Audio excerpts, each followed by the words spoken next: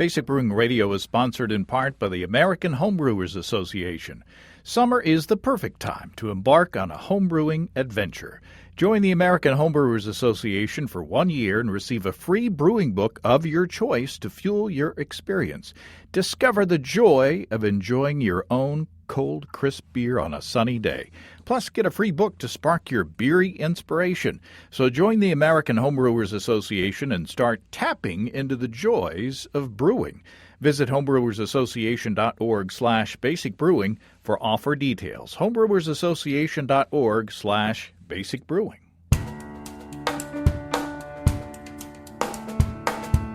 Welcome to Basic Brewing Radio for Thursday, August 31st, 2023. I'm James Spencer. Here at Basic Brewing Radio, we're all about home brewing. This week, Matt Giovanisci of Brew Cabin and I formulate a recipe based on California Common. It's more of a salute than a clone, I'd say. We also taste the red IPA that I brewed with the recipe Matt and I came up with the last time that we were together. If you want to support us financially, check out patreon.com/basicbrewing, and many thanks to everybody who's helping out in that way. If you go to patreon.com/basicbrewing, you can see a long list of stuff that you can access if you sign up as a supporter. Financial supporters this week will see an early release of the video that Steve and I shot tasting Matt's cold IPA that we also formulated on this show a while back. Matt sent us a video postcard that he shot as he brewed the beer in his beautiful home brewery. Such a great beer. I'll also send the recipe out to financial supporters as well. This is not relevant to anything, but I've been cleaning out my basement and going through a lot of old gear and finding some stuff that I haven't seen in a long time. Among all that stuff was a bottle of the commemorative beer that was brewed for the first National Homebrewers Conference that Steve and I went to in Orlando way back in 2006. It's a Russian Imperial Stout called Laughing Gator. I posted a picture of that label on Instagram, and the label says that it was brewed by a dozen homebrewers from 4 Florida clubs and aged in a Jack Daniels barrel. And I'm assuming, since it's a big dark beer, that it would still be pretty tasty, maybe? We'll have to come up with a reason to open it one day and sample it. Speaking of Florida, I hope all of our friends and listeners down there are safe from the hurricane this week. Florida and the other southeastern states that are getting hammered. Pretty scary video coming from down there. I also found 3 bottles of my fruitcake barley wine from 2013. It might be fun to open one of those up for our annual disaster show, see how it's holding up after 10 years. Yes, I need to clean out my basement more often. Labor Day's coming up. Fall is right around the corner, and the disaster show will be here before you know it. Time is zooming along. To go along with fall, it's time to think about brewing some lagers. And just in time, our friends and sponsors at Imperial Yeast are about to release L26 Pilgrimage, the next seasonal strain. Pilgrimage is coming September 12th and will be available for pre-order next week. Pilgrimage will produce lagers with a very clean profile that can accentuate the flavors and aromas of Pilsner malt, along with the aromatics of noble hops. This lager yeast is very versatile and does well for all lager styles, from Helles to Doppelbock. I'm really looking forward to brewing with this one. I'm open for suggestions for lager styles. If y'all are interested, drop me a note and let me know your suggestions. I'm tempted to do a lager and not make a starter. See what happens. With moderate gravity 5-gallon batch ales, I don't make starters anymore because of the 200 billion cells in each easy-to-open package of Imperial yeast. Those cells just do the job just fine by themselves. In fact, my stir plate is dusty. We'll see. I do have a bunch of that canned starter wort stuff, so I'll figure that out when the time comes. Ask your local homebrew store to pre-order L26 Pilgrimage next week. Delivery starts September 12th. Check out all the dependably delicious strains at imperialyeast.com. That's imperialyeast.com. Okay, let's talk to Matt Giovanisci of Brew Cabin to do our take on California Common and taste our red IPA. Matt Giovanisci, welcome back to Basic Brewing Radio. Thanks for having me. It doesn't seem like it's been so late. We turned this one around pretty quick. Yeah. You turned it around very quick. It's thanks to that I-10 Mangostini. It just jumped right in there and just boom, it was done. And then I bottled all of the back. We're going to formulate a recipe for a California Common because it's topical. And sure is. We still at this point in time, I don't think we know the status of Anchor Brewing. I think it's still kind of up in the air. I hope someone comes in and scoops it up and saves it. Yeah, it'd be nice. It's a bit of history, and exactly. Maybe the publicity will give them a boost to their sales. But we're going to start by tasting the red IPA that you and I formulated and I brewed, and I also sent you the base beer for the Honey Peach IPA. Both of them were brewed with mangostini, as a point of comparison. So let's taste this red IPA. I'll take a sip and then I'll launch into the recipe details. Okay. Oh, it's livened up a little bit since last time I tasted one a few days ago, and it's bottle conditioned a little better. Okay. Okay. Yeah. Spoiler. Mine was shipped in the heat, so it bottle conditioned. I got maybe a little bit more spritz than you got. Okay, this is a 5-gallon or 19-liter batch, this red IPA. We started with 12 pounds or 5.4 kilograms of American two-row. And then I had some leftover ingredients from HomebrewCon's past that I wanted to sneak in there too. So in there we have a pound or 450 grams of 20 Lovabond caramel malt from Briess. Also from Briess, 8 ounces or 227 grams of honey malt. Also from Briess, 4 ounces or 113 grams of extra special malt. And then I bought with my order from highgravitybrew.com. Boy, this is just nothing but me dropping sponsors' name brands. So, although Briess hasn't sponsored us yet. You're a corporate shill. I know. I feel like that Wayne's World bit. Well, we all need all the help we can get nowadays. So to round out the recipe, 3 ounces or 85 grams of roasted barley, and that's the grain bill. I rested for 150 degrees Fahrenheit or 65 C for 90 minutes. I collected my wort. At the beginning of a 60-minute boil, I added 1 pound or 450 grams of local honey from our friend Caleb the beekeeper, 1 ounce or 28 grams of Warrior hops at 13.1% alpha acid. 30 minutes into the hour-long boil, I added 1 ounce or 28 grams of Cascade at 6.2% alpha acid. At flame out, I added 1 ounce or 28 grams of Centennial at 8.9% alpha acid. And then I pitched I-10 Mangostini from Imperial. It fermented I pitched at 80 degrees Fahrenheit, 36 C? No, 26 C. Anyway, it took off and, chugged like a steam train, and just in a couple of days the fermentation was done. At that point, I dry hopped with 3 ounces or 85 grams of Idaho 7 at 14.1% alpha acid. And then I bottled them all. I batch primed them and bottled them all. Original gravity 1066, final gravity 1008 for an ABV, I figure, at 7.6% ABV. Yeah. Which is about a percent. It's about 1%.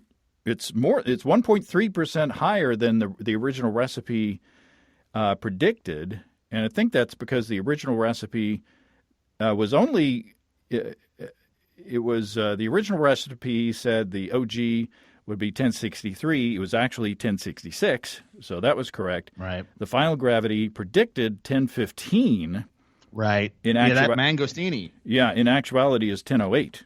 Yeah. So it really chew through it. It got after it. So that's the beer. So what do you think? I love it. Oh. It's got a twang to it. Do you taste the twang? Mm-hmm. I don't know what that's from. I think it could be the yeast. If the yeast is supposed to have any sort of fruity flavors to it, I kind of get like a little. It's not. I wouldn't say it's I wouldn't say like sour, but in the very first sip, it has like this like I don't know, this kind of twang. I guess I know you've used that word before, right? So Oh yeah. and it's I think there's a nice balance of alcohol, malt, flavor, and appearance even, and bitterness. And the reason I love it so much is because of how bitter it is. And I don't mean it's aggressively bitter. I think it's perfectly bitter.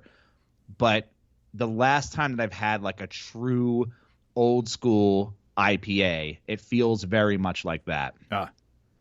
And even the red IPA that I drank on the last episode while we were developing it, I think this feels more red IPA to me than that beer did. Oh, interesting. Because I feel like it has more hop aroma. It's obviously fresher, but it has more hop aroma. There's not a lot of cloyingness like from all of those crystal malts. Like I don't get I kind of feel like the color stays out of the way and the maltiness is kind of out of the way, meaning like the sugariness of it. Obviously it fermented down to 1008, but so there's no like residual sweetness in it, and it kind of leaves room for the hops, but then that malt is there to balance it just enough, and I like it. I think it's again, don't drink a lot of red IPAs, but it feels like I'm drinking a red IPA. Well, when I bottled this beer, and I think I even commented on the show, when I bottled it, I tasted the hydrometer sample, and I was like, this tastes kind of muddy to me.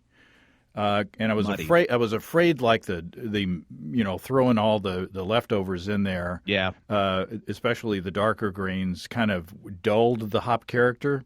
But as I'm tasting it now with the carbonation, it's brightened it up a lot, and the hop aroma is really coming out. And it's a complex hop aroma. And I'm not familiar with Idaho 7. I've never brewed with it before. I looked. And plus, it's got the old school hops in there. So I think there's like it's an interesting combination of hop aroma that I'm not used to. And I think that there is substantial bitterness. There is almost just a tiny hint of licoriceiness in the malt background on my palate. And when you said wang, that's what came to my mind as well, that's the wang. But I also sent you the base beer, the honey IPA, which was also brewed with mangosteen. Do you taste any similarities between the two that might be attributable, to that common factor? The one thing that I can say, and I hate saying this, but I don't have another word for it. I felt like the honey IPA was so clean, like it just had nothing, like nothing was in the way, I guess. It was like a perfect drinker. It didn't really feel very IPA-ish. I don't think that. I think the hops in this, the bittering hops specifically in this red IPA, are a lot more pronounced than they are in the honey IPA. But that beer was like, I would say, like it's a perfect recipe and a perfect process, right? I was like, whoa, this is like I could drink this all day. Awesome. And like almost like an all day IPA, but without really like the bitterness, not the lingering bitterness, I should say.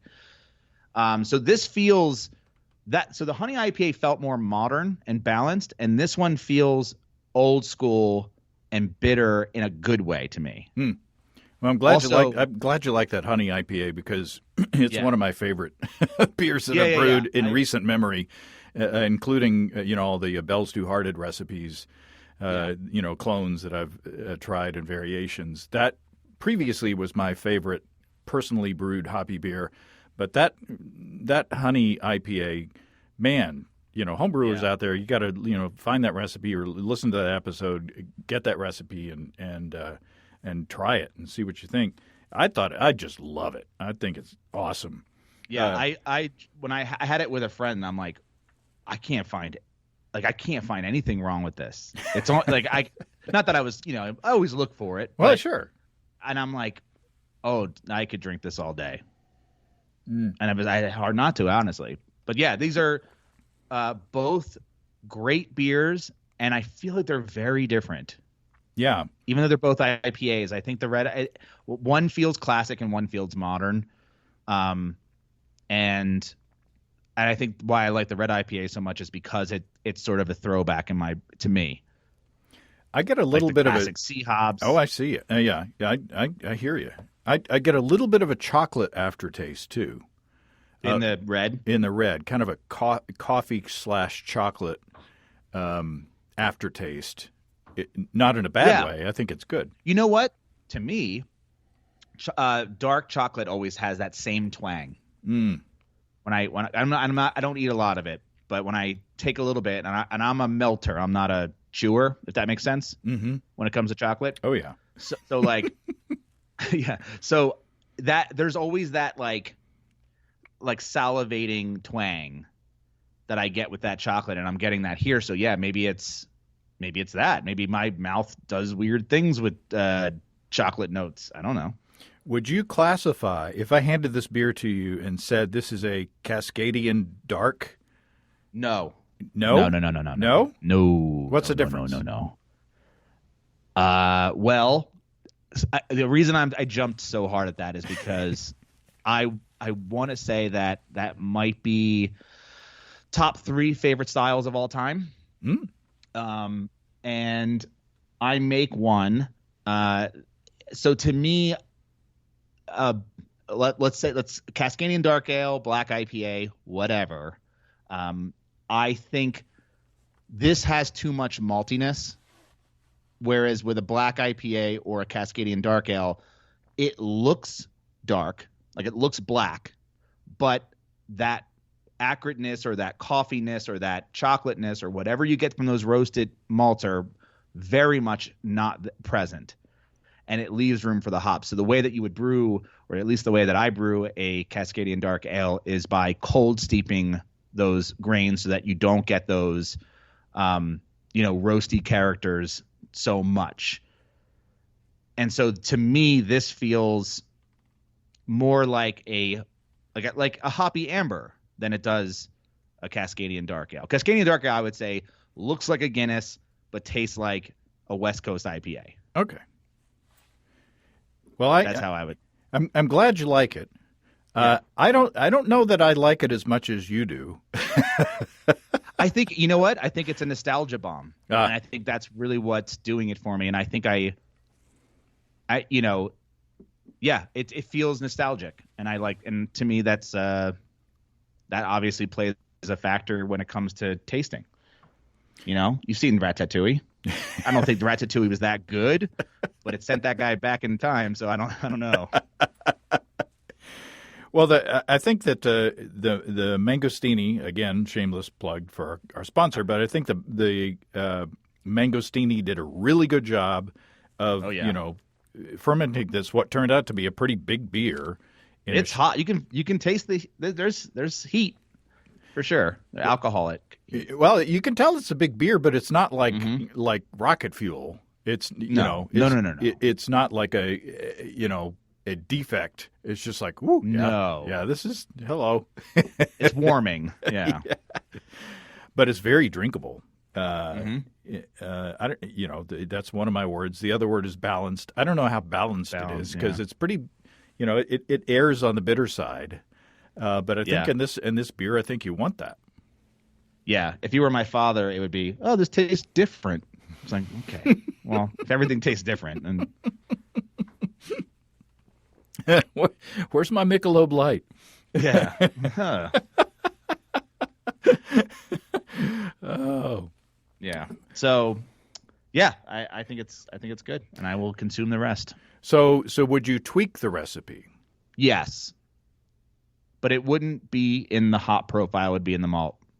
I would probably simplify it, honestly. Yeah, I agree. And that's pretty much all I would do. Yeah, I don't know that you need both the 20, or maybe not so much of the 20 Lovabun caramel and the honey malt. I don't know, although, it finished at 10:08. So if we didn't have all that caramel malt in there, it might be too dry. So I don't know that you really need the honey malt, maybe. Yeah.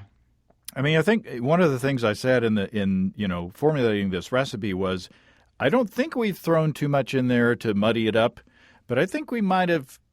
To me, still on my palate, the malt bill is a teeny bit. The hops could jump out more. I mean, especially compared to that that previous beer, the Honey IPA. That one is just clean as a whistle, and boy, I got to keep away from it. You have it. But you have it on tap. Yeah, with a little bit of peach added. So peach in it, but I'm being a good boy. But I think if anything, I would maybe drop the 8 ounces or 227 grams of honey malt just to see what that does. See if that lifts it up a little bit. But like you said, simplify things a bit. But I think it's good. I like it. Yeah. It's at least a good first attempt. Yeah, and I would say not for this time of year, because where I'm at right now it's 95. Oh, well, it's like 7.5% beer. Yeah, darker. I want this a little later in the little bit, like a month or two, October. Yeah, I can see that. Yeah, I can see that. I've already got the ingredients for the beer that we're putting together this week from our friends and sponsors Desiree and Dave from HighGravityBrew.com. I was going to go with Loki, but it's available for special order right now. So instead, I went with the Viking instead. So when we talk about yeast later, just remember that. I ordered an insulated pouch with my order from High Gravity and an ice pack, which you can do for $1, I think, on HighGravityBrew.com. And the yeast was cold when it got to my house. I used the Build Your Own Beer page on HighGravityBrew.com. But Desiree and Dave also have beer kits as well, if you don't want to formulate your own recipe. In fact, Ichabod Pumpkin Ale is now available. It's a spiced beer kit inspired by Tulsa Brewing Company's Old Pumpkinhead. If you're not into pumpkin beers, how about their Extraordinary Ordinary Bitter? Desiree says she loves this beer, and in fact, it's now on tap at Pippin's Tap Room at High Gravity. And that's the benefit of having a tap room connected to your homebrew shop. You can refine the recipes at the tap room and then turn them into kits to send out across the country. And as always, while you're at HighGravityBrew.com, check out all the Warthog electric controllers and systems designed to take the pain out of propane. Use the code EBC75BB to save $75 off your Warthog purchase. Send Desiree and Dave some love for being such loyal, long-time friends and supporters of this show. That's at family-owned and operated HighGravityBrew.com. That's HighGravityBrew.com. Okay, so are you ready to talk about this week's new beer? I am. And you've got a wedding coming up, so I'm gonna step up and I've got an empty keg. So I'm going to step up to the plate again and brew this one as well. And I said to you, I kind of want to do a hot porch Kvike beer while I've still got the hot porch, and do kind of a pseudo lager hot porch Kvike. And so I went searching on the BJCP app, and I just entered in lager as a search term, and one of the styles that came up, and it's not really a lager, was California Common. And I was like, aha! Yeah. This is topical with the troubles at Anchor. Maybe we do a salute. It's not going to be a California Common, so purists, put your pens down. Put your pitchforks down. Yeah. Put those lit torches down. But it's going to be a salute for a beer fermented on the steamy hot porch. It's in the summertime here in Northwest Arkansas. So I started. I said, let's do Imperial's Loki rather than Kveikking. Kveikking is a blend, and it's supposed to be more fruity than the Loki. Mm-hmm. So Loki is available year round, and let's just start with that. Let's just do that yeast. But I went looking around on the interwebs for different people's versions of California Common or Steam beer, if you wanted to be the trademark version of Anchor's. But there were some things. Some of them were more simple than others, but there were some common themes among the recipes. Yeah. So what did you find? Did you take a look around? I did, and I saw probably one of the biggest commonalities between them was the hops. Mm-hmm. There was like, oh, you use this specific hop, like that's what you use. It's like, okay, right. And then the base malt was similar, and then and then the crystal malt was similar. Mm-hmm. Very simple beer. In the end, I think the Loki, because the Loki, you might not know. Do we know what it's like supposed to be more of like the clean, like what they use for like pseudo lagers? I believe so. Maybe I should have researched more. But no, I don't like, as compared to what's the other one you mentioned? Kveikking. Yeah, Kveikking is like design. It's a blend, and it's designed to be tropical fruity, and I don't think we want to go there. No. Also to note, I am actually drinking an Anchor Steam beer right now. Oh yeah, because I had it. I was at a fire sale, I guess. And I was like, oh, I'll just have a little sipper of it while we're doing this recipe. It's definitely not as hoppy as I remember it, but then again, I could be confusing it with their Liberty Ale. But yeah, so the commonalities I saw were Northern Brewer hops, and base malt was just 2-row pale, and Crystal 60 was the commonality that I saw. Yeah, I saw different numbers for the Crystal. And one I saw different numbers too. Yeah, one recipe had a blend of two different crystals. Yep. I also saw some light Munich out there, and some Victory, which I had. I saw that too. The last leftover pouch from the free samples from Brees. I have 4 ounces or 113 grams of Victory malt. Yep, so this would be a great opportunity to use that, and then. And then a lot of the recipes had just a little bit of chocolate malt. Yeah, I saw that too. I don't know how I feel about that one. What's the color? I mean, I can't see what you're drinking, but describe the color of the actual beer. I would say it's not an amber. It's right between like a pale ale and an amber. So it's this like copper, like perfectly clear copper color. So that's why I'm like not a huge fan of using the chocolate, because I think the chocolate would bring it too close to amber for me after just drinking the red IPA and we made an amber beer already. This kind of fits like, right in between a classic pale ale and an amber beer. Okay. So it's like, it's beautiful. It's a shame, but it's beautiful. Yeah, I need to go find some. And the hoppy. It's not really hoppy. It's like it's like a perfectly balanced beer. Really no yeast character to speak of. Also, I guess that's why it's like it's a lager, but not. It's made with, and I guess because they have their own yeast that they use, which they sell commercially. I believe for Imperial, it's called Cable Car. Oh, that sounds familiar. Yeah. Yeah. So, yeah, I like that we're using a clean Kveik. I did come up with a name, but I don't know. This might be I don't know if you're going to like it. I don't usually name my beers. No? But it popped in my head, and I was like, that could be a thing. Okay. All right. The Arkansas porch steamer. That sounds like a dirty act. Yeah, that's why I was like, I don't know.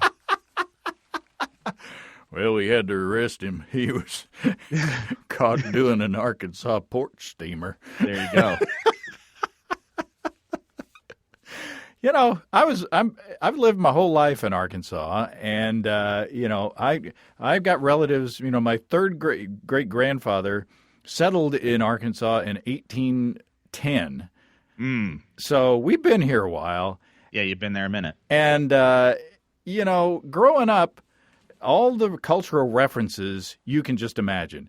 In the Wacky Racers, are you familiar with the cartoon, The Wacky Racers? No. Where you know, Penelope Pitstop and you know all these, you know, all that. The racer, there was a racer called the Arkansas Chug-a-Bug, which was a pipe smoking, moonshine drinking hillbilly on if memory serves me, on a wooden car, literally powered by a still, and his co-pilot was a bear. Yeah. So Arkansas porch steamer. That just fits right in. Okay, so the name. So let's start. Have you got your app open? I do. Now let's start with the base malt. Okay. Shall we just go standard? I think American two-row. Yeah. Since this is. Do you use a certain from High Gravity? Do you use a certain brand? It's. I'm sure that it's Breese Pale Malt. Okay. Which is or Pale Brewer's Malt, I think they call it. Yeah. Which is just that's kind of the generic two-row. Brewer's Malt. There you go. Okay. All right, that's the one. Okay. So I put in 10 pounds just to to see where we end up. That's 4.6%.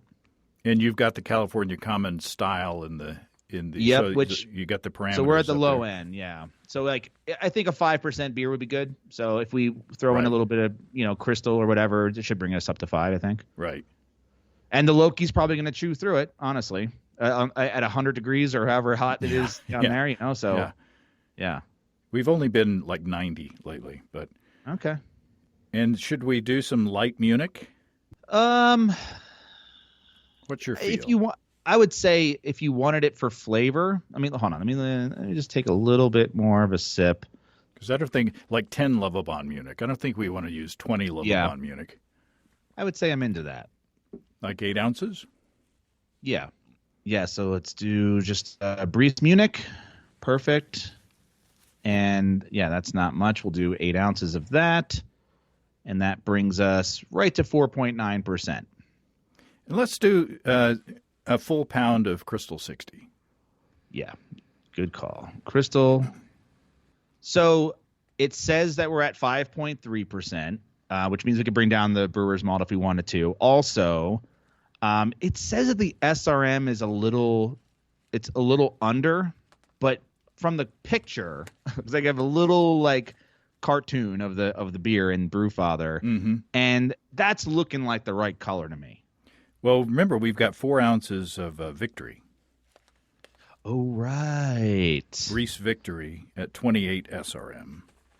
Okay, let's see what that darken does. it up a tiny bit, and that should put it in range, and it does. I love it. Okay, so we're gonna do.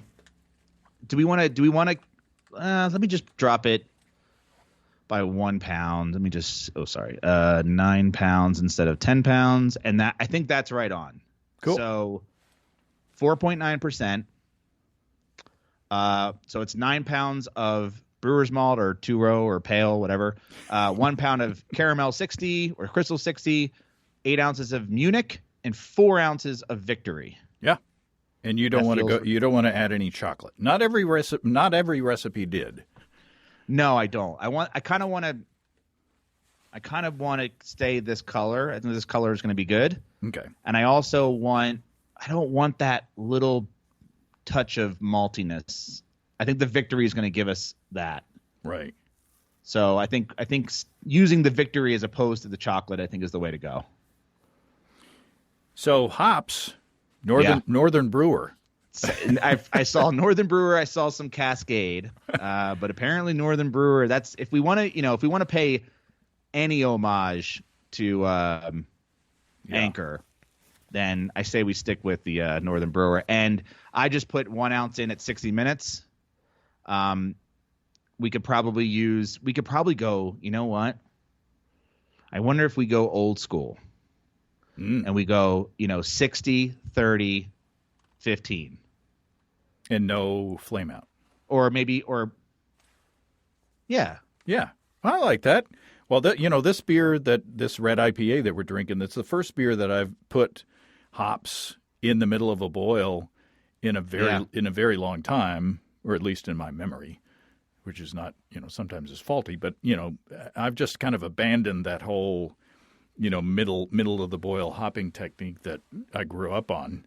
Yeah, same. But yeah, this is a traditional beer. Let's do it old homebrew style. Old homebrew style. I'm turning into Popeye all of a sudden.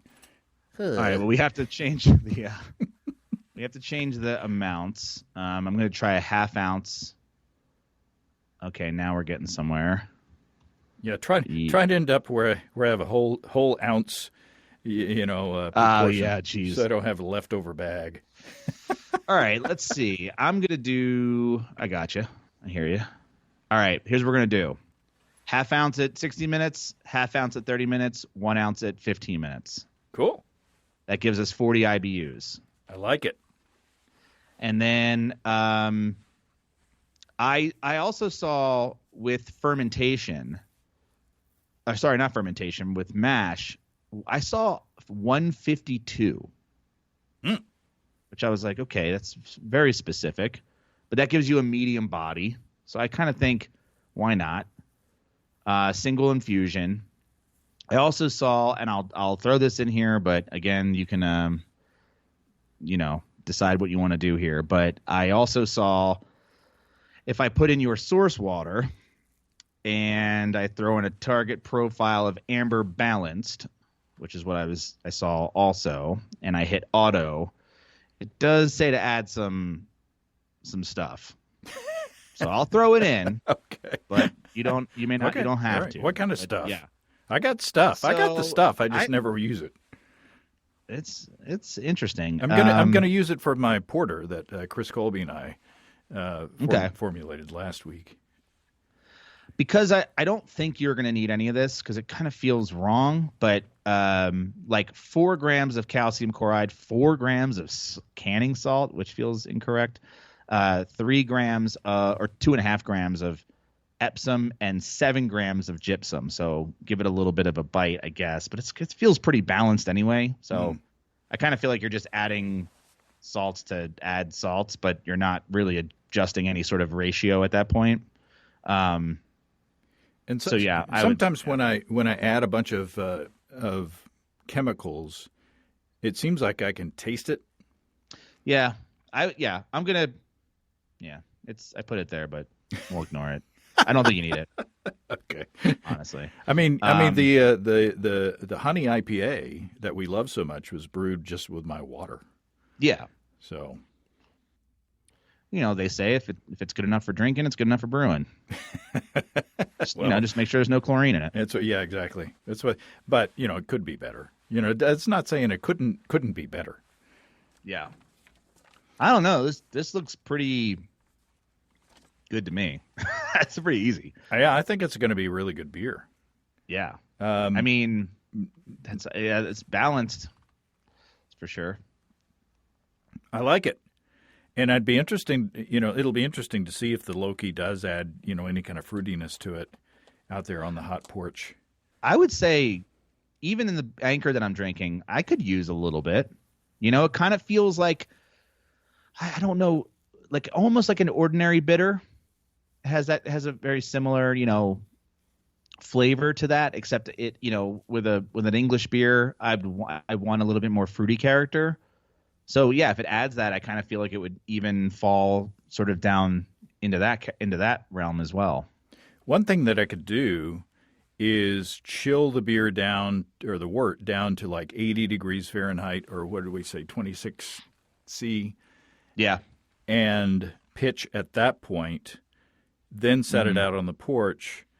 By that time it'll be, like early afternoon. So the wort's not going to heat up as hot as it's going to get, and therefore the yeast can start working, at that temperature. And then by the time it like really starts to kick in and start, chugging away, it's going to be nighttime. Yeah. And it'll be outside. So it'll be cool. Yeah, so maybe it won't be as hot as, I have pitched at like 90 degrees Fahrenheit in the past on these beers. So it would be interesting. It'd be interesting to see what. Like I say, I think it's going to be a good beer, regardless. Now, and Steve and I might want to try to, when we do the video episode, we might want to hunt down some Anchor, the actual stuff, and like do a side by side. And I would get the bottle if you. I bought the cans, which it was hard for me to find. I didn't realize they changed the label. It's completely rebranded. I mean, this beer is, especially in the can. I did have it in a bottle recently, and I thought it was a little oxidized. But it had like a lot of caramel sweetness, where the can really doesn't. It's really it's really clean. And I have a feeling that that's where this beer is going to end up as well, just because even though there is the caramel malt, I think the Loki is going to do what it did to your other two beers, which is it's just going to dry it out. Not dry it out, but really just consume and clean it and clean everything up. So yeah. Well, excellent. I think that I'm looking forward to it, and I'm glad that I did that search on the styles and kind of stumbled on that idea. It was like, well, of course we should. Yeah. Of course we should do this. So yeah. Anything else? And you're doing it very traditional though too. You're also fermenting it and cooling it down outside. Oh well, or at least the way they used to do it. Well, yeah. Allegedly. There are different stories. Yeah. Well, anything else that you can think of for this beer? I think we've covered all the bases. No, I think we usually get complicated on the hops, but this one we're like, nope. Northern Brewer. Easy. Old classic edition times. I like it. Yeah. So no, I don't. And you had the Victory Mall, which is a nice little bonus. But yeah. Awesome. Cool.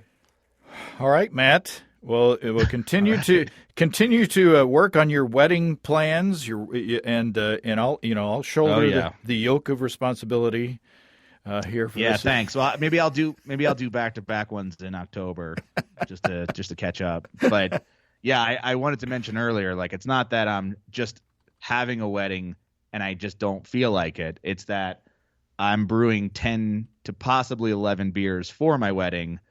And so I will have no room or capacity to brew random beers. A random experimental may not be as good as we think. Beer. Yeah. So no, I can't understand. I'm going overkill, and it's not a lot of people, so just a lot of variety. Awesome. Well, just tell us what time to show up, and yeah. Like, where did all of you guys come from? You guys all look like homebrewers. Jeans, huh? Okay, good, interesting choice. Flannel, I hear you. All right. Well, everybody head on over to brewcabin.com or the Brew Cabin YouTube channel, and or if you've got a swimming pool or a hot tub or a cattle water reservoir. Oh man, that's the stock tank that you've decided to set on your yard or in your yard. People are burying them now and making hot tubs out of them. Anyway, if you've got any kind of a water receptacle that you want to put your body in for, that head on over to swimuniversity.com and the Swim University channel, because the reason that Matt knows a lot about chemicals is because he started in the non-potable water field. That's correct. Yeah. So the recreational water field. It's a hot porch steamer. Hot porch. Yep. That was my other name. It was either hot porch steamer or Arkansas porch steamer, which I don't know. I like the number of syllables that it takes to get there with Arkansas. Don't search for that. All right. No, do not. All right. Thanks, Matt. All right. Thanks. Well, thanks again to Matt. The porch is still pretty steamy. I'm gonna brew this beer this week. Really looking forward to tasting how that comes out. If you have brewing questions, show suggestions, or just want to say howdy, write to james@basicbrewing.com or just fill out the contact form on basicbrewing.com. And please don't forget to tell us where you're from. Check out our mobile-friendly shop at basicbrewingshop.com. Thanks to everybody supporting us through our Patreon page. Special goodies coming your way. Check that out at patreon.com/basicbrewing. It's all until next time. Until then, thanks for listening, everybody. I'm James Spencer. Production help for Basic Brewing Radio and our website is provided by Kelly Dodson. Basic Brewing Radio is a production of Active Voicing. We'll talk to you next time, everybody. In the meantime, stay well and stay tuned. So long.